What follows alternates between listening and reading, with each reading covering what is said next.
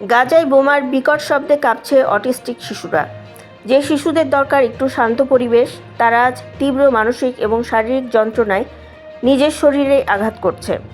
গাজার আড়ালে ঢাকা পড়া এই ভয়াবহ ট্র্যাজেডি দেখে বিশ্ব স্তব্ধ। খান ইউনিসের 16 বছরের আহমেদ এবং নাসিরাত ক্যাম্পের 19 বছরের মুনির, যুদ্ধের আগে যারা স্কুলে যেত, ছবি আঁকত এবং পড়াশোনায় দুর্দান্ত ছিল, আজ বোমার শব্দে মানসিক নিয়ন্ত্রণ হারিয়ে তারা আতঙ্কে চিৎকার করছে এবং খিঁচুনির শিকার হচ্ছে।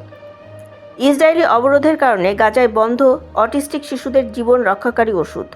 বিশেষ সেবা কেন্দ্রগুলো ধ্বংস করে দেওয়ায় তাঁবুর ভেতর অসহায় পিতামাতা সন্তানকে শান্ত করতে পারছেন না।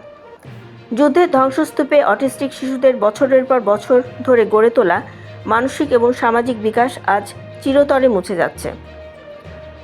গাজার অটিস্টিক শিশুদের নিয়ে আল জাজিরার এই হৃদয় বিদারক রিপোর্টের সম্পূর্ণ ভিডিও দেখতে নিচের লিঙ্কে ক্লিক করে মূল ভিডিওটি দেখে নিন এবং আমাদের বিডি হট নিউজ পরিবারের সাথেই থাকুন।